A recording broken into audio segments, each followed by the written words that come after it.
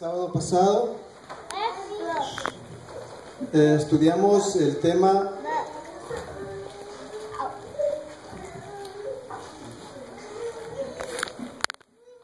del anticristo. ¿Alguien podría darme un concepto, el concepto bíblico del anticristo? ¿Alguien se atreve a dármelo?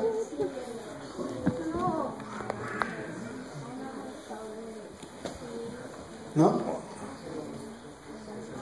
A ver. La persona que no cree en Cristo es anticristo. Que se pone. El anticristo cree en Cristo. A ver, José. La persona que se separa por Cristo es una de las características. Lo resumimos en estos 4 aspectos. Recuerda, además de estos 4 aspectos, también estudiamos los conceptos históricos, persigue a los santos y todo lo demás. Pero estos son los 4 aspectos que resumen el anticristo. No reconoce a Cristo como Dios y Señor, se pone en el lugar de Dios, se atreve a cambiar la ley y a modificar la ley, a modificar la palabra de Dios, y luego de que ha conseguido todo eso se opone a Dios. Ese es el concepto bíblico del anticristo. El anticristo en la Biblia se conoce con diferentes nombres. Los estudiamos el sábado pasado. En Daniel 11 se conoce como el rey del norte, en Apocalipsis 13 como la bestia que sube del mar, en Apocalipsis 17 como la ramera, la Babilonia, como en Daniel 11 como el cuerno pequeño. En 2 Tesalonicenses también se nos menciona que el anticristo es el hijo de pecado, el hijo de perdición, y también se le da el nombre del inicuo. Debemos recalcar 2 puntos importantes.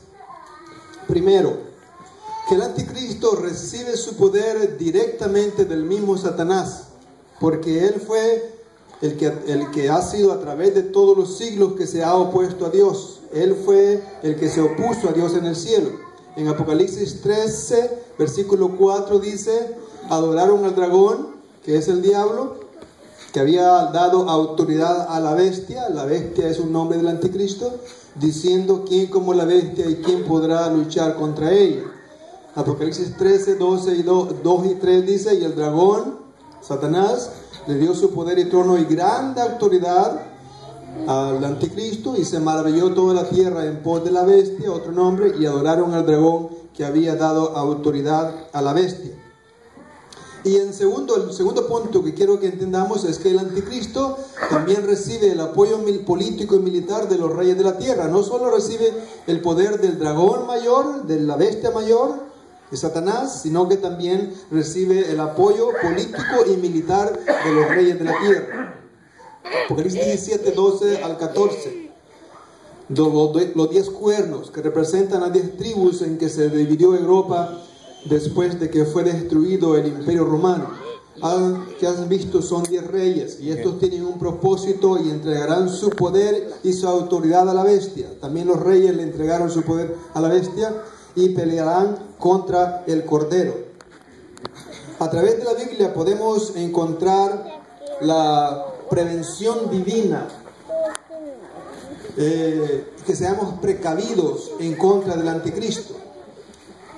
A través de la Biblia podemos notar ese mensaje especial. Juan habla del anticristo en 1 Juan 2 del 18 al 23 y 1 Juan 4 del 2 al 3. Voy a dar muchas citas y no las voy a leer todas. Si usted quiere la copia de todas las citas y el sermón, traiga su memoria y se la pida ya a Noé, y Noé con mucho gusto se lo da. Se lo digo porque voy a pasar muchas citas rápidamente, porque ya las hemos estudiado con los temas anterioridad y no quiero repetirlas. Pero Juan nos habla acerca del anticristo. En los versículos que habla Juan, que no vamos a leer, él menciona estos aspectos. Dice que el anticristo salió de entre nosotros. No es alguien que no conoce a Dios, es alguien que conoce a Dios.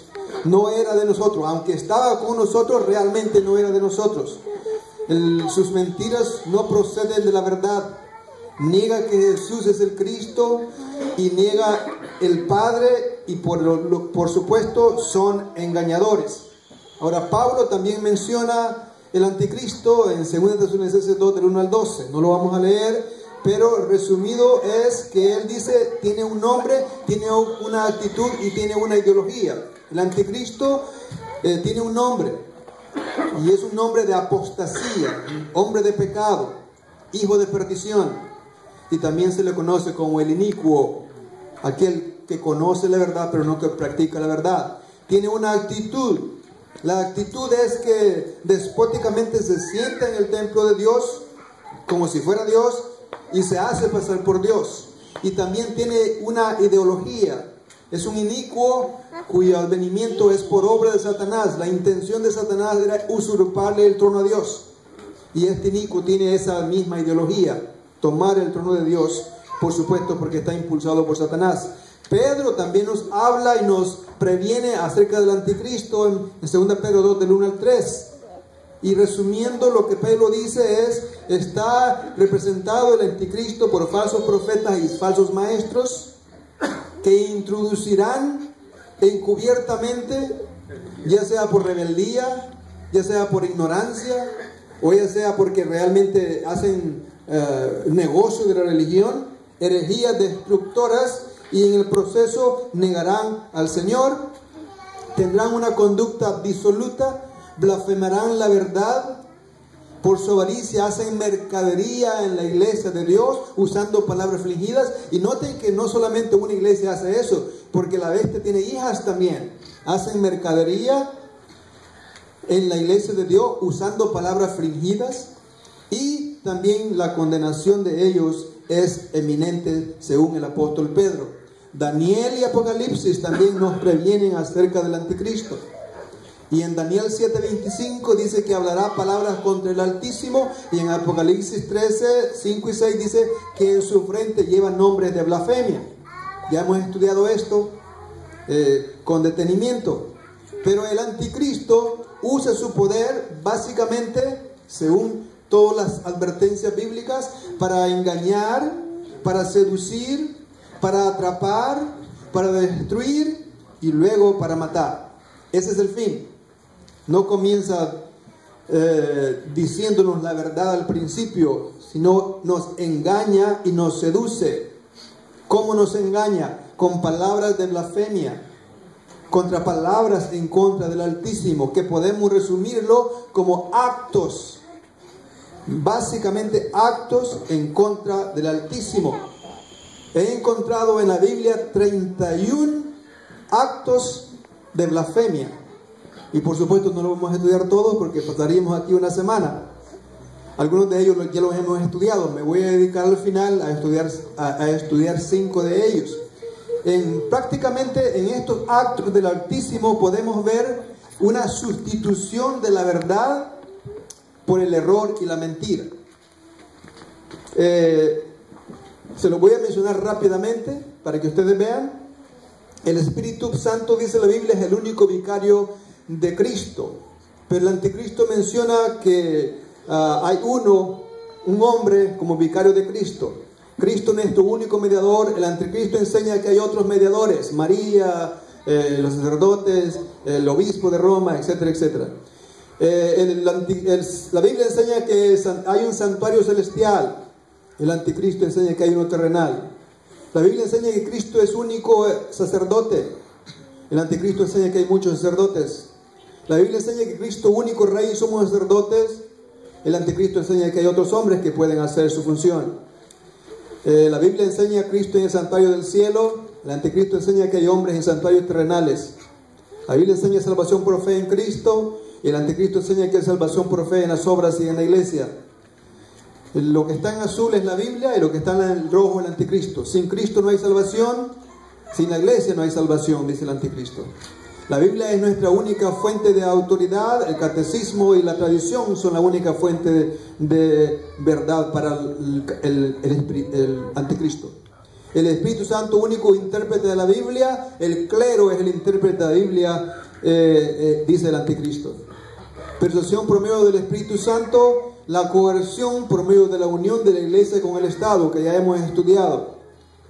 El sacrificio del Calvario, el sacrificio de la misa, que le llaman transustanciación.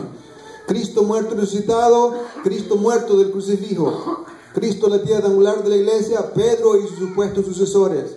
El arrepentimiento, dice la Biblia, el anticristo enseña que la penitencia perdona pecados. La confesión directa a Dios, enseña la Biblia. El anticristo enseña la confesión auricular en el confesionario. La Biblia enseña el perdón de Dios, el anticristo enseña el perdón sacerdotal. Todo pecado es mortal, dice la Biblia. El anticristo define los pecados como pecados mortales y pecados mortales y veniales.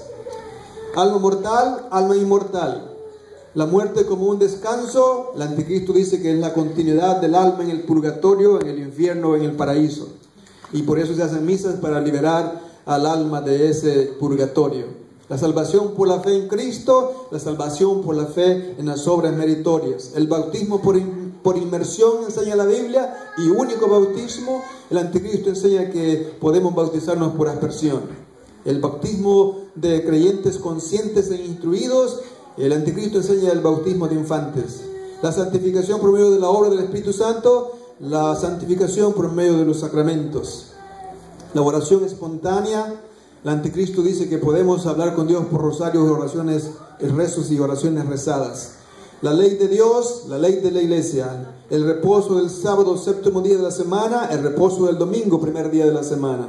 Los méritos de Cristo, los méritos de los santos. La unidad espiritual interna de la iglesia, la unidad formal y externa, político-religiosa.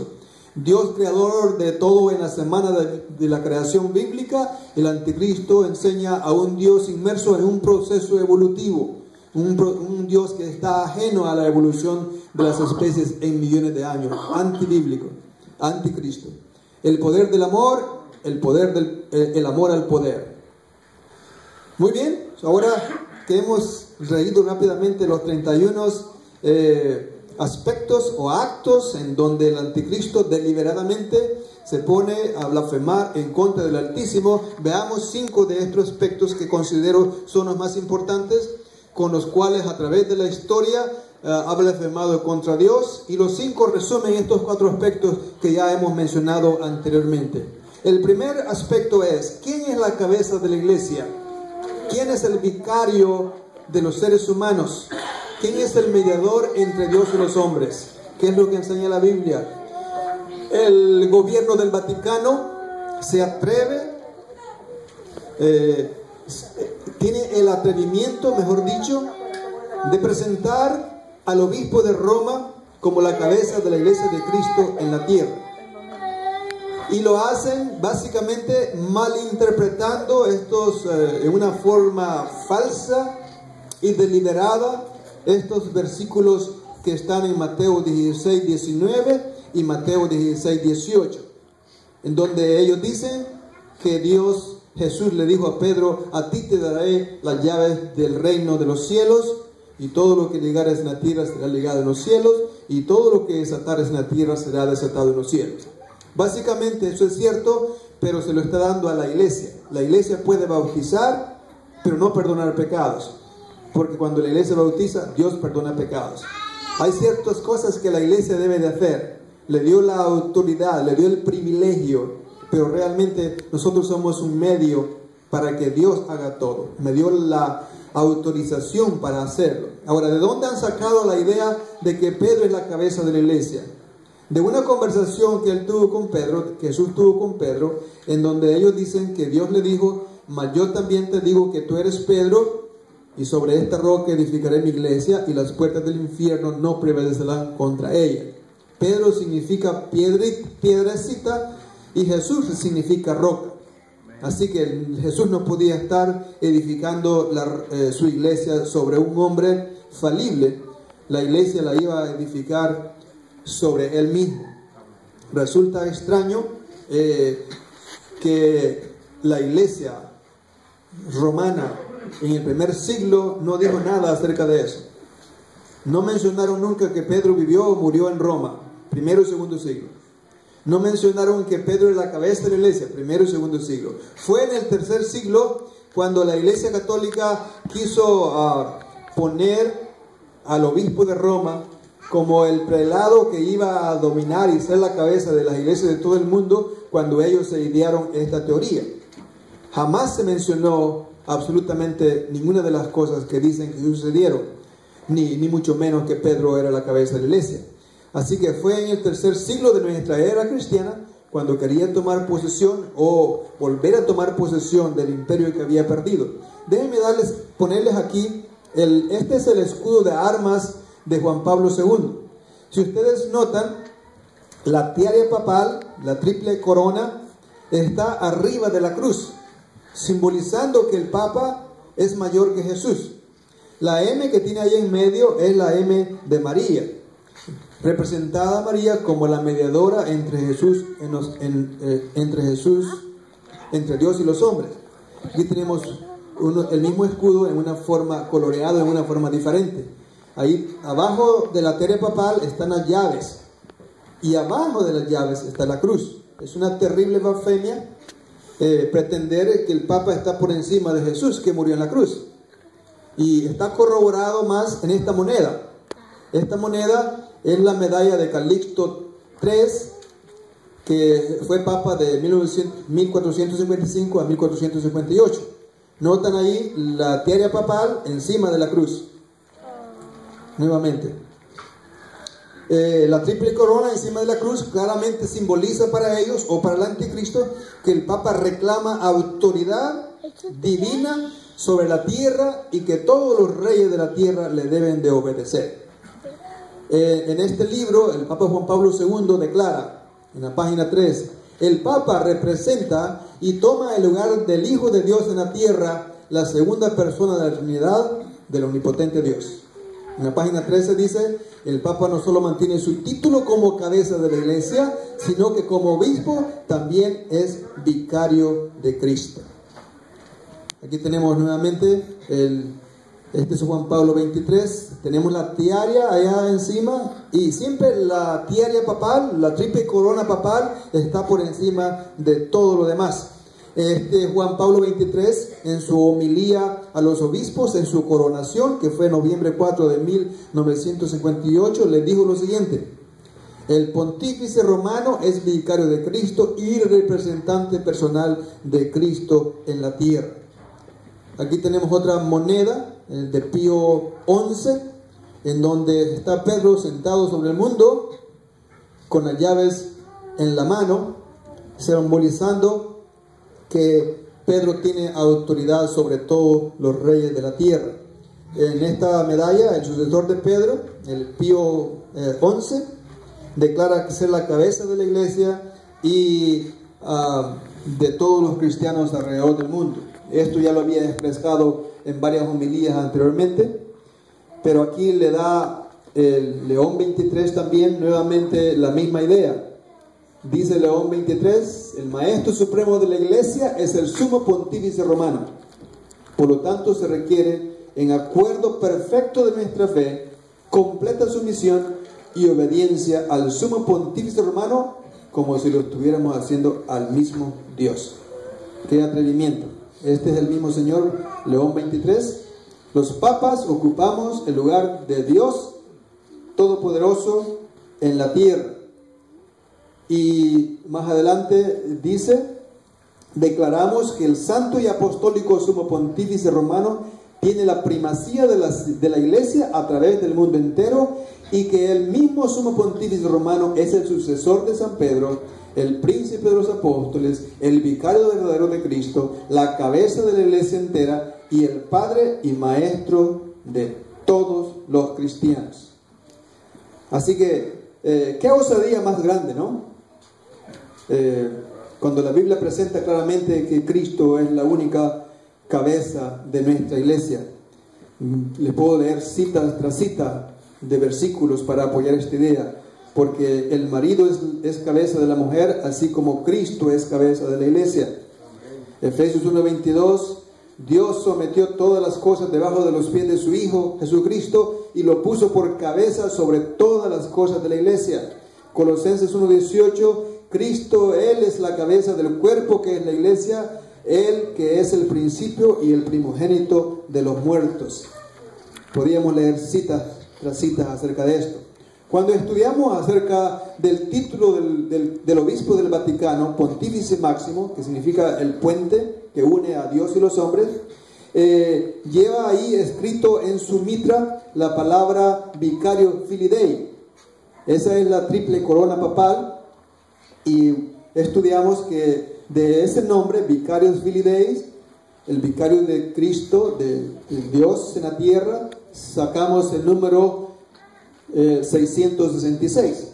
Ahora, existen 9 tiarias papales en el Vaticano que las usan intercaladamente para muchas ceremonias. Ahí tenemos algunas fotos de ellas, bien elaboradas, de oro, con joyas. Y esta última que está ahí es la que le ponen al Júpiter que tienen ellos ahí, que dicen que es San Pedro.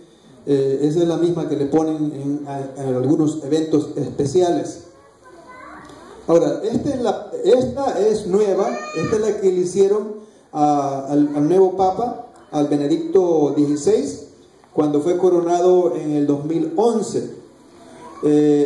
La Iglesia de Alemania edificó o diseñó esta tiara para el Papa especial, y ahí adentro dice tiara del Papa Benedicto XVI.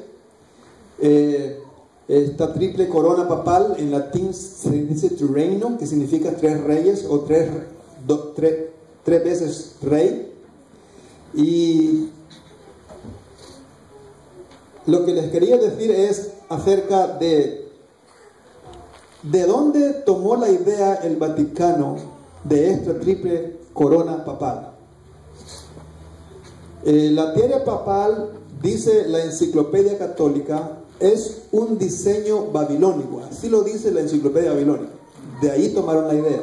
El modelo de tiara papal fue tomado de la corona persa. Recuérdense que Persia pertenecía a Babilonia también. Cuando decimos persa, hablamos también del Imperio Babilonio. La triple corona, esta es una foto que tomó el Instituto de Arqueología de Chicago. Esa foto fue tomada en, voy a decir, 1933, en una expedición arqueológica que ellos hicieron, en la puerta A de la ciudad de Citadel del rey Sargón II, que gobernó en Babilonia en 721 al 705, y está ahora mismo en la ciudad de Khorshabad, en Irak. Pero aquí tenemos una foto específica de la corona babilónica, y tiene una triple corona. ¿Se dan cuenta? De allí tomó la idea el Vaticano, porque cuando estudiamos el nombre de Babilonia, encontramos que la iglesia del Vaticano tiene conexión directa con Babilonia. Aquí tenemos, esta es la de Juan Pablo II, y es prácticamente, si ustedes miran las fotografías o las fotos de los reyes babilonios, es prácticamente una copia de la corona babilónica. La Biblia dice categóricamente que no hay otro mediador. Hay un solo Dios, asimismo un solo mediador entre Dios y los hombres, y ese es Jesucristo, hombre. Así que la primera característica del anticristo es que se pone en el lugar de Dios y usurpa los títulos de Dios. La segunda blasfemia es acerca del perdón de los pecados y la salvación. El sistema del anticristo ha desarrollado métodos humanos basados en estos aspectos, basados en la confesión, basados en la comulgación y las obras, para lograr el perdón y la salvación. Eso no lo enseña la Biblia. La Biblia dice categóricamente, con énfasis, que el perdón se alcanza única y exclusivamente confesando nuestros pecados a Dios y por los méritos y por la fe en los méritos de lo que Él hizo. Primera Juan 1:9 dice: si confesamos nuestros pecados, Él es fiel y justo para que nos perdone nuestros pecados y nos limpie de toda maldad. No necesitamos de ningún intercesor, de ningún sacerdote. Ahora, este es el perdón de los pecados y de la salvación. La salvación la obtenemos por gracia. Efesios 2:8-9 dice: por gracia sois salvos. No tenemos que pagar para que alguien rece por nosotros, por nuestra salvación, ni vivos ni muertos, por la fe. Y esto no es de vosotros, pues es don de Dios, no por obras, para que nadie se gloríe. Sería muy injusta la salvación si fuera por obras, porque entonces los que tienen más dinero podían hacer mejores obras que los pobres, y tuviera más chance de poderse salvar. El Vaticano ha explotado bien este asunto de tal manera que algunas iglesias han puesto máquinas de confesión automáticas. Eso es una computadora. Usted va y escribe sus pecados y la computadora le mete la credit card y le dice qué debe de hacer para perdonar los pecados. Y hay muchos métodos como este, pero sabemos nosotros que eso es el principios, actos de blasfemia en contra de Dios. Eso es lo que hace el anticristo. La tercera blasfemia es: ¿quién es el Padre nuestro? El sistema del anticristo se autodenomina, o el obispo, como padre de todos los cristianos, y exige que le llamen así, cuando la Biblia declara enfáticamente que a nadie podemos llamar Padre Santo, sino solamente al verdadero Padre Santo, que es el creador y sustentador del universo. Mateo 23:9 dice: no llaméis a nadie vuestro Padre en la tierra, porque uno es vuestro Padre, y ese que está nuestro Padre no está en la tierra, está en los cielos. Un Padre, un Dios de todos, el cual está sobre todas las cosas y por todas las cosas y todos vosotros. ¿Cuál es la siguiente blasfemia? La cuarta blasfemia es: ¿a quién nosotros rendimos nuestra adoración? Bueno, si usted le pregunta al anticristo, dice que el Papa ocupa el lugar de Jesús y tiene la autoridad sobre todos los reyes de la tierra, y todos los reyes de la tierra le deben de rendir su adoración. Aquí en esta medalla, el que le mostré anteriormente, tiene un eslogan, y el eslogan dice en latín: Omnes Reyes servent ei, que significa todos los reyes le servirán. Y ese concepto el Vaticano lo sacó de un versículo de Daniel. Pero naturalmente que Daniel no está hablando del Papa, está hablando de todos los reyes le servirán, que es que Dios. El reino, el señorío y la majestad de los reinos debajo de todo el cielo se ha dado al pueblo de los santos del Altísimo, cuyo reino es reino eterno, y todos los señoríos y todos los reyes le servirán y le obedecerán. De esa manera, todos los reyes de la tierra vienen al Vaticano y se arrodillan ante el Papa y le besan su anillo papal, mostrando pleitesía, reverencia y adoración. Esta es la labor del anticristo. Todos desfilan ahí para besar el anillo. Esta es la esposa del expresidente mexicano. Muy bien. Ahora, la Biblia declara enfáticamente que solo Dios merece nuestra adoración. Y solo Él merece nuestra adoración porque realmente Él es el creador, sustentador y redentor del universo. Veamos el ejemplo de Pedro. El Vaticano o el anticristo dice que Pedro fue el primer papa y que los demás obispos son los sucesores de Pedro. Bueno, si nosotros vemos el concepto del anticristo, que todos los reyes de la tierra vienen y se le humillan ante Pedro, podemos notar lo mismo en el ejemplo de Pedro, ¿cierto? ¿Se dejó adorar Pedro? Veamos el ejemplo. No lo vamos a leer todo el capítulo, pero solo los versículos que conciernen a este aspecto. Pedro llegó a visitar a Cornelio, que vivía en Cesarea. Y cuando Pedro entró, Cornelio era un soldado romano, llegó a recibirle y se postró a sus pies y le adoró. Mas Pedro le levantó diciendo: no, levántate, porque yo también soy hombre. Así que el ejemplo de humildad de Pedro contrasta categóricamente con la opulencia del Vaticano, que dice ser el sucesor de Pedro. Cuando Pedro no se dejó que lo adoraran, el Vaticano deja que adoren, o obliga y exige que adoren al obispo de Roma. Ahora, veamos el ejemplo. Esto es para mostrarles la opulencia de Roma y para la humildad de Jesús. ¿Qué contraste hay, verdad?, entre la humildad de Jesús, que a nadie exigió que lo adorara. Ahora veamos el ejemplo de Juan. A Juan nos sucedió lo mismo. Y no estamos hablando de adorar a un hombre. Juan quiso adorar a un ángel que es superior a los hombres, pero ¿se dejó adorar al ángel? Tampoco. Vean lo que sucedió. Está en 2 capítulos, en el 18 y el 19, porque 2 veces quiso hacerlo y el ángel no se lo permitió. Pero solo leamos uno, en el versículo 8 y 9 del capítulo 22 de Apocalipsis. Yo, Juan, he oído y visto estas cosas. Y después que hube oído y visto, me postré para adorar delante de los pies del ángel que me mostraba estas cosas. Y vean lo que el ángel responde. Y el ángel le dijo: mira, no lo hagas, porque yo soy siervo contigo, con tus hermanos los profetas y con los que guardan las palabras de este libro. Y resume el ángel y le dice: entiende bien, adora a Dios. No puedes adorar a un hombre, no puedes adorar a un ángel. Él es el único que merece la adoración. Ahora veamos la última blasfemia del anticristo, porque se atreve o se toma el atrevimiento de modificar y adulterar la ley y la palabra de Dios. En el decreto de traslación episcopal dice lo siguiente: el Papa tiene poder para cambiar los tiempos, abolir las leyes y para pasar por alto todas las cosas, aún los preceptos de Cristo. ¿Qué les parece a ustedes? Increíble. Ahora, ¿qué es lo que nos dice la Biblia? Cuando Jesús vino a la tierra, Él dice: no penséis que he venido para abrogar la ley de Dios. Imagínense, el mismo humilde Jesús dice: yo no he venido a cambiar nada.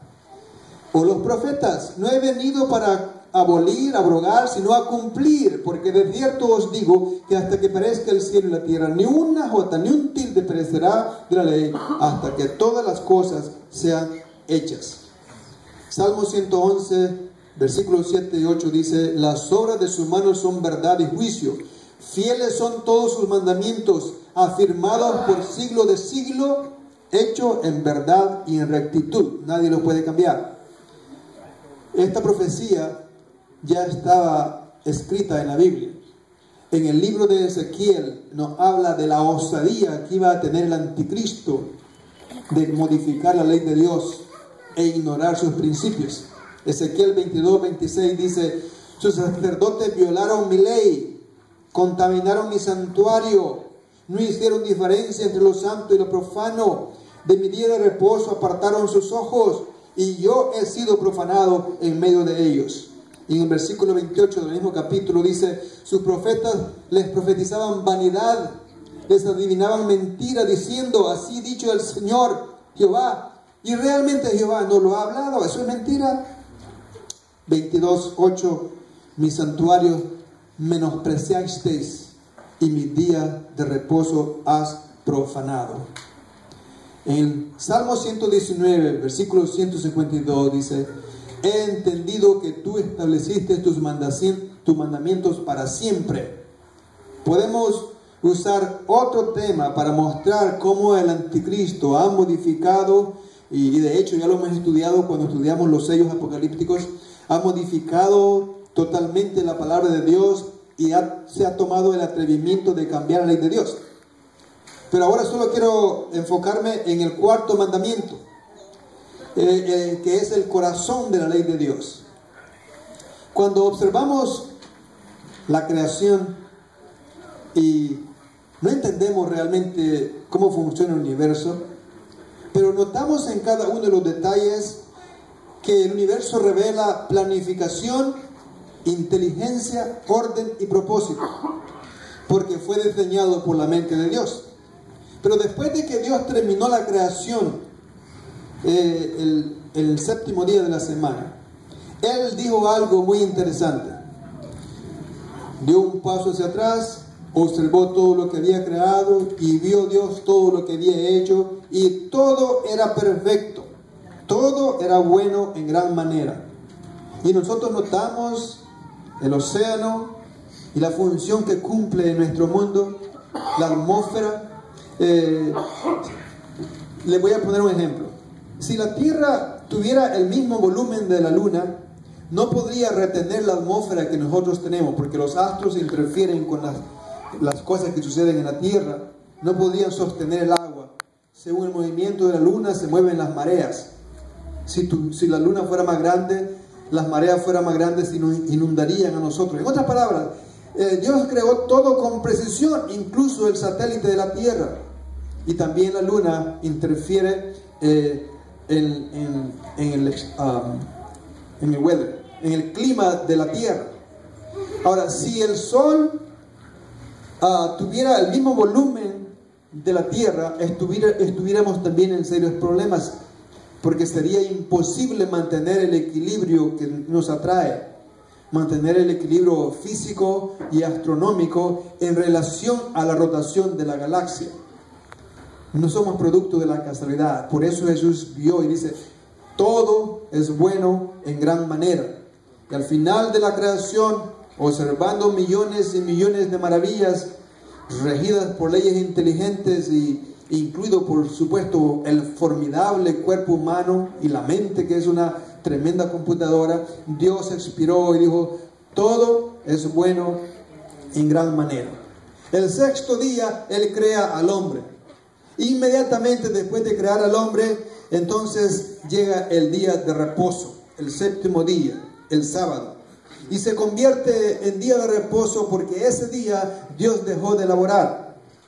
Fueron acabados los cielos y la tierra y todo su ornamento. Acabó Dios en el día séptimo su obra que hizo. Reposó el día séptimo de toda su obra que había hecho.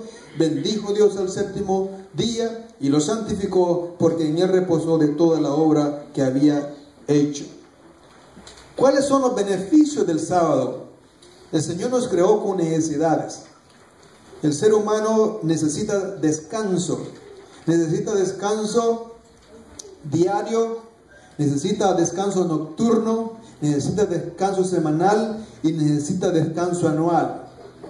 Ahora, pero algo que quería decirles antes de mencionar lo siguiente. Ustedes saben que todos los que somos adventistas conocemos acerca del día de reposo, pero me temo que no estamos guardando el día de reposo correctamente. Y si no, examine su vida. Porque la Biblia dice no hablando tus propias palabras ni andando en tus caminos. Pero ¿cuál es la razón? ¿Cuál es la razón por que no guardamos o el día de sábado no cumple el propósito para nuestra vida? Y la razón principal es porque el reposo no es el sábado. El reposo es Jesús. Y a menos que tengamos a Jesús en nuestra vida, podemos reposar el sábado. Ahora, tenemos que volver a nuestras raíces. Nosotros podemos guardar el sábado sin Jesús y nunca vamos a reposar. Y nunca lo vamos a guardar. Pero realmente, si nosotros tenemos a Jesús constantemente en nuestro corazón, no solamente un día de la semana, sino todos los días, solamente de esa forma podemos descansar y guardar el sábado en una forma correcta. Pero aparte de los beneficios emocionales y mentales de reposar el día del sábado, el sábado es un recordativo de lo que Dios hizo por nosotros.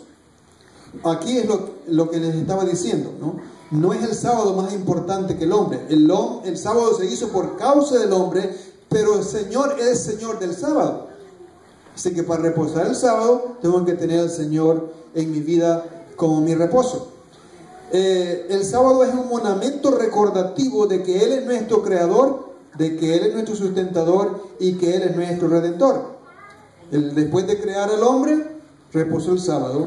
Después de morir por el hombre, descansó el sábado en la tumba. Y después de darnos 6 días de sustento, permite que vengamos al sábado. Sustentador, redentor y creador.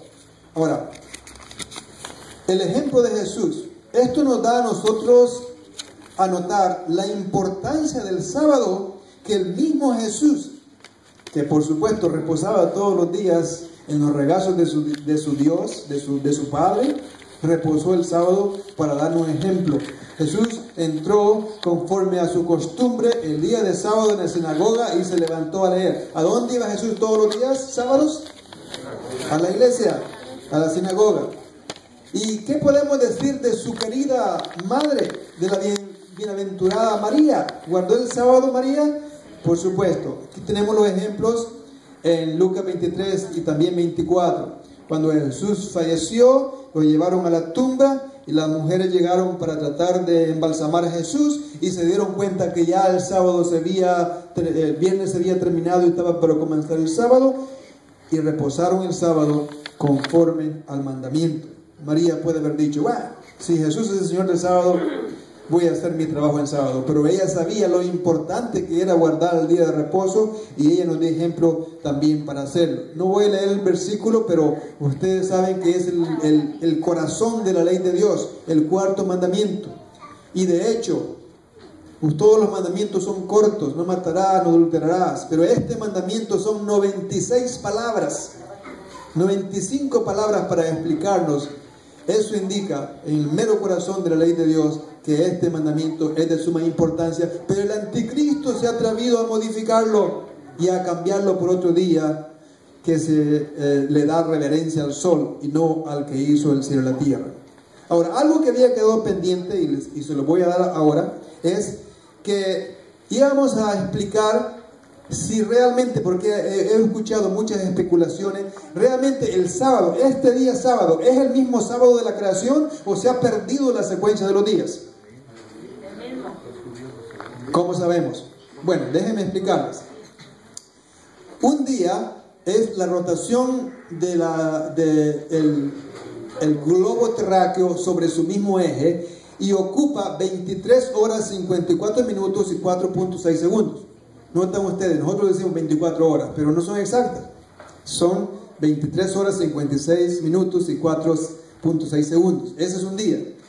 Y un mes, notan que no tiene 30 días ni 20 días, toma 29.25 días. O hay algunos minutos ahí para dar una vuelta alrededor de la Tierra. Y la luna en un mes da vuelta alrededor de la Tierra. En el día la Tierra da vuelta alrededor de su mismo eje. El mes la luna da vuelta alrededor de la Tierra. Y esta revolución la da en 29 días y medio. Y un año, notan, no es 365 días, sino va acumulando algunas horitas y 9 minutos. Es la rotación de la Tierra sobre el Sol, que es el centro del universo. En este caso es lo contrario: la luna el mes da vuelta alrededor de la Tierra, pero en el año la Tierra da vuelta alrededor del Sol. Ahora, ¿qué planeta o qué rotación nos da a nosotros cuenta de la semana?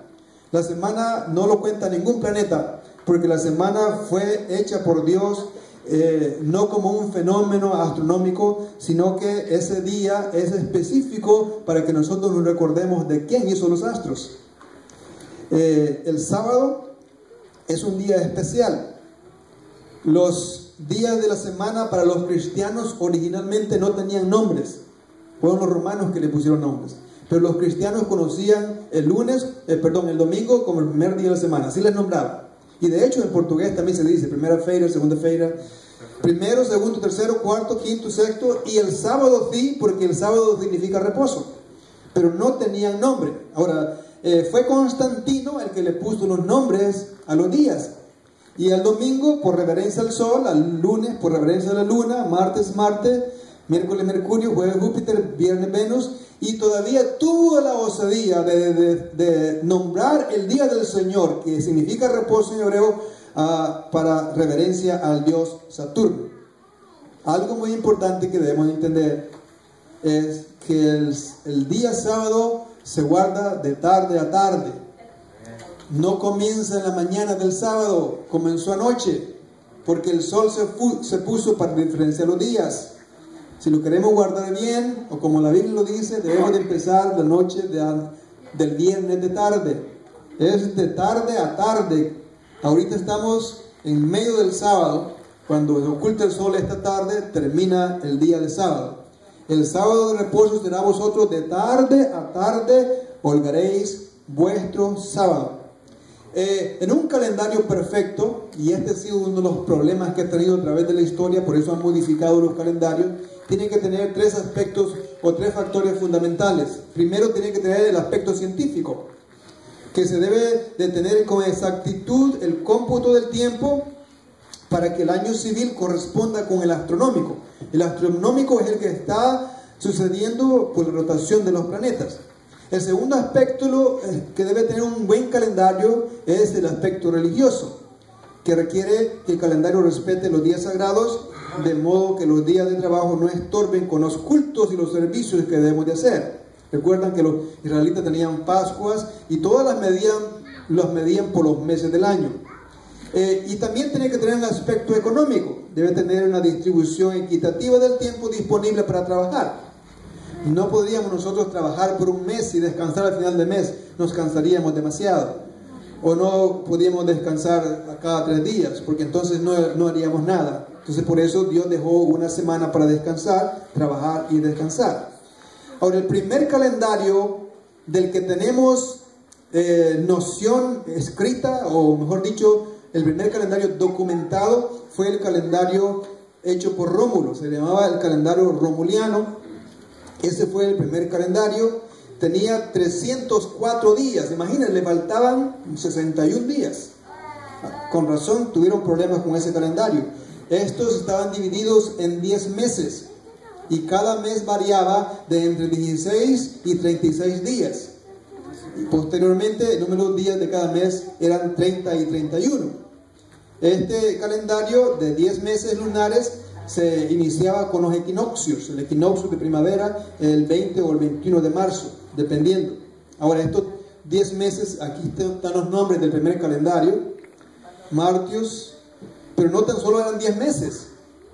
Y si nosotros sabemos que tienen 12 meses, aquí hay 61 días que no incluían el calendario y se iban acumulando por varios años todos los días. No está documentado cuál era el proceso que ellos hacían con este calendario con el calendario astronómico, porque indudablemente no coincidían los dos. Lo que sabemos es que este calendario no tuvo mucha aceptación y no duró mucho, pues los meses que iban fluctuando y los días se iban acumulando y ya después no hallaban cómo contar el tiempo. Así que el calendario romuliano fue sustituido por el pompiliano. El pompiliano romano, y llevaba las divinidades de sus dioses.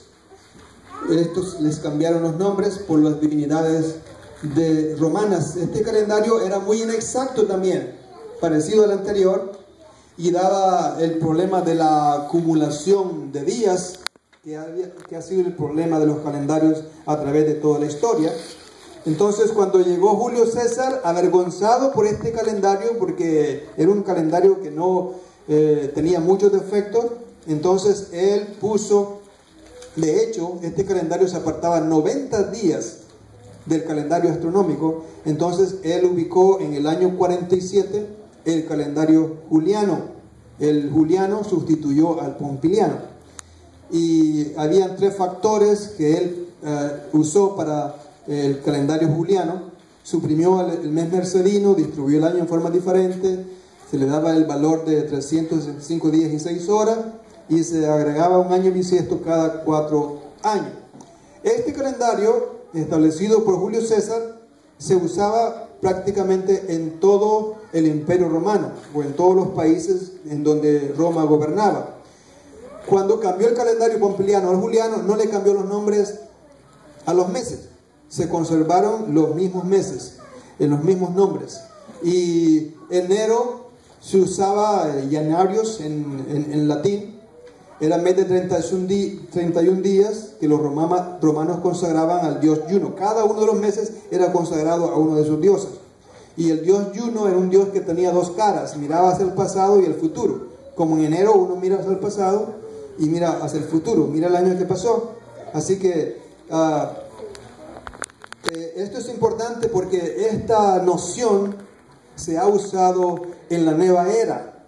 No sé si han visto este símbolo, el yin y el yang, que usan los chinos, y ellos usan mucho estos aspectos en la reflexología. Han oído el balance de las chakras, ¿no? Balancear el año pasado con el nuevo año. Pero está basado en la teoría del dios Juno, que tiene 2 caras. El mes de febrero, Februaris, significa purificar.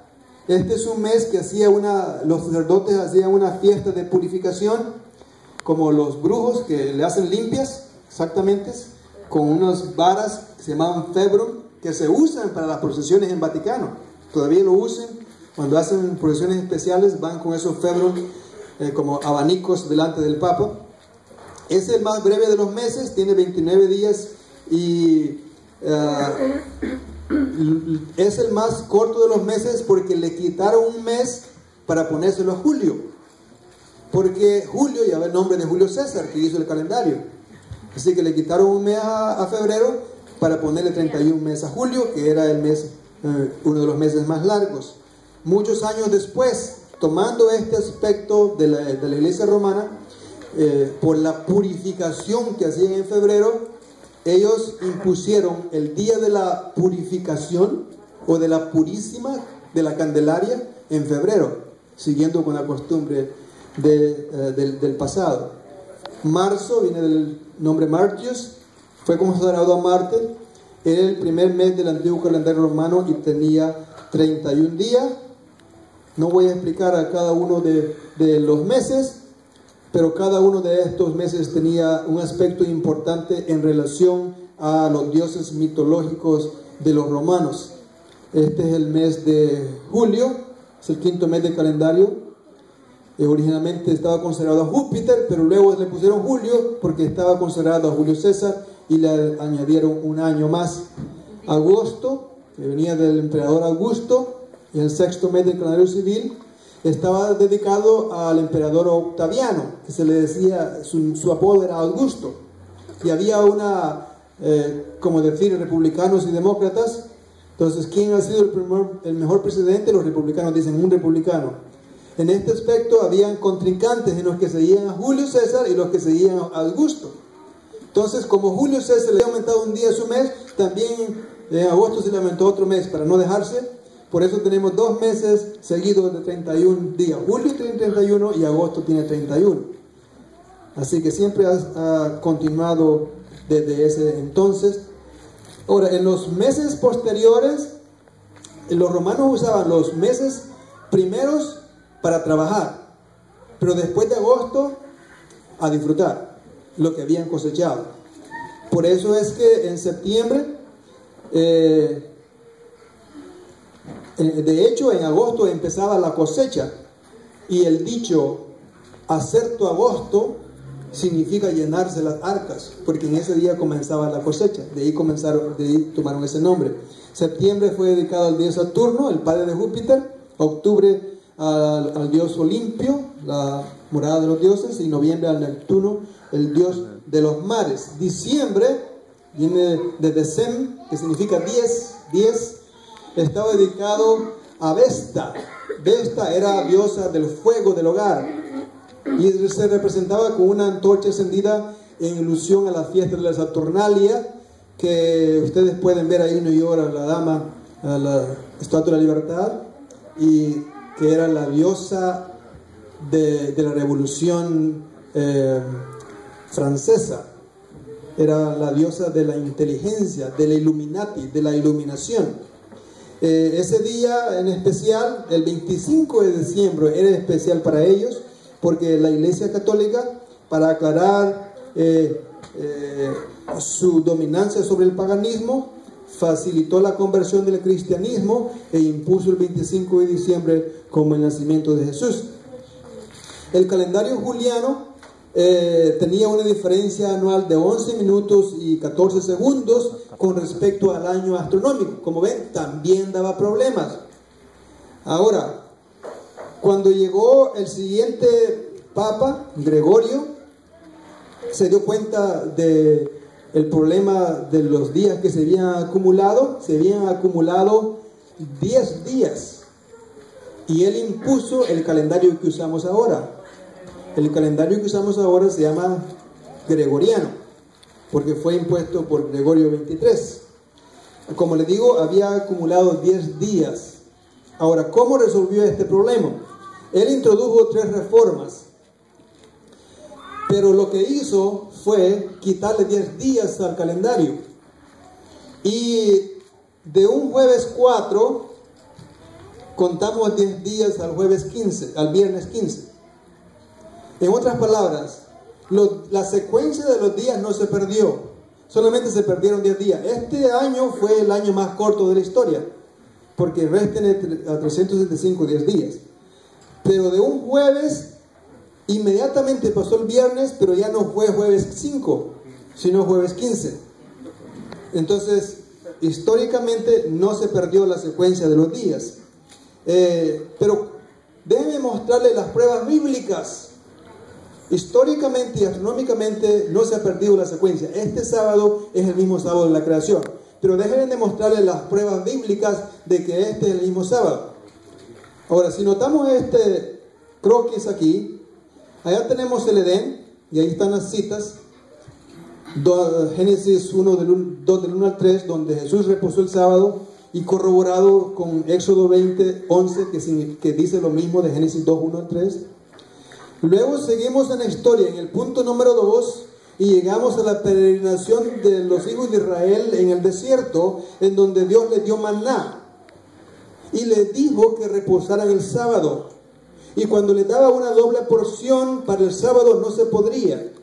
En otras palabras, no podían los judíos guardar el sábado y Jesús saber que no era el sábado. En otras palabras, ese día era sábado, aprobado por Jesús. Porque si no, si hubiera sido la secuencia diferente, no se hubiera podrido el alimento como se podría en los demás días. Seguimos con el punto número 3 y llegamos momentos más tarde al Sinaí, en donde Dios escribe con su dedo los 10 mandamientos y recalca nuevamente lo que había dicho desde el principio. Así que hasta el Sinaí vamos bien. Es el mismo sábado. Si no hubiera sido el mismo sábado, Dios se los había dicho.